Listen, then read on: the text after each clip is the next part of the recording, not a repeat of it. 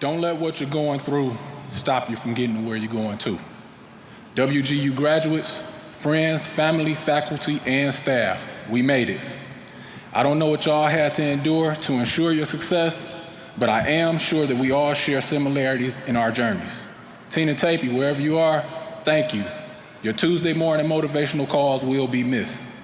To get here today, I've endured the distractions of daily living, death, and personal destruction. I probably only sleep about 4 hours a night. All I know is work. If a man does not work, he shall not eat. For me, work isn't necessarily a job either. I take pride in working hard, smart, and consistent in every aspect of my life. I am a son, a husband, a father of 3 boys, a brother, and an uncle to 2 girls whom I love like daughters. Not to mention, I am a mentor to many, a self-published author, a physical therapist assistant, a writing coach, and a team builder. And now I can add to my resume, a master of management and leadership.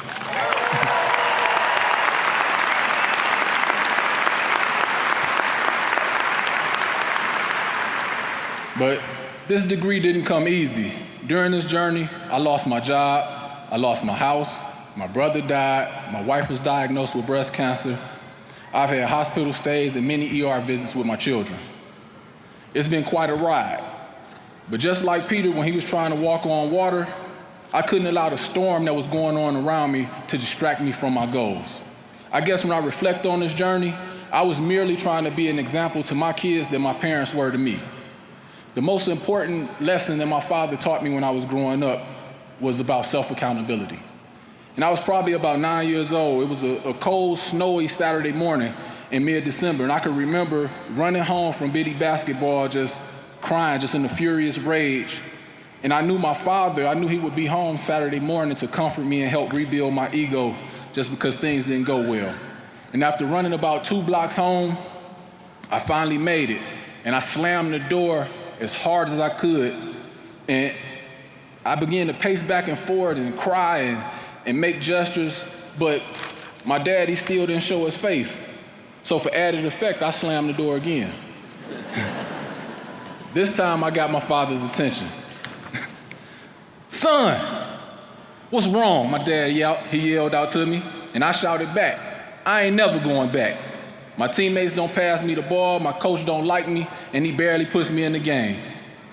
At this time, my father's face, it went from a look of concern to one of confusion and disbelief. As his facial expressions changed, so did mine. He then covered his face, he began pointing at me and laughing. He was saying, "He's crying about basketball, he's crying about basketball." Now at this point, I'm completely thrown off. Here I was expecting my father to comfort me and tell me how I was the best and my coach was stupid, but not my father, not Noble Woods. What happened next changed my life forever. My father yelled with everything in his body, "Take off your coat. Now pull your pants legs up." And now I'm thinking, I'm like, am I about to get a whooping for this? But instead, my father began to look me up and down, and he just started yelling, "Let me see your elbows. Let me see your knees.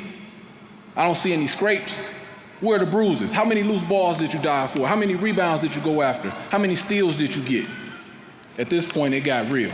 I guess realer than it already was, but my father got down on one knee, and he grabbed me by my collar, and he got forehead to forehead.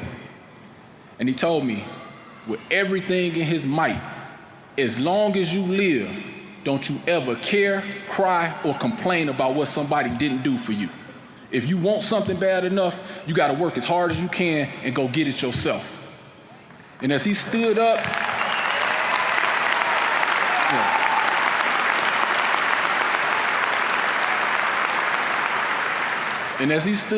still gripping my collar, he looked at me in my eyes and he said, "If I was your coach, I wouldn't play you either." And pushed me out the way. About 3 years after that, on Thanksgiving Day, my father died.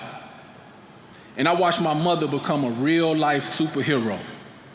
I began to learn another valuable lesson in life, and that was work ethic. She was up every morning at 4:30, cleaning the house before going to work 2, sometimes 3 jobs. And then she'd come home and still cook a meal for us. Because of the words that my father told me and the examples that my mother showed me, I know no other way. Work hard, work smart, work consistent. Today, all of us in this room are living proof of the lessons that my parents taught me. When you set a goal and have the dedication, determination, and discipline to achieve, you will succeed. Obstacles cannot stop you. Problems cannot stop you. Most of all, other people cannot stop you. The only one who can stop you is you. You have the power to be as great as you want to be. Believe in yourself. And remember, success is waiting on you. WGU, let's go.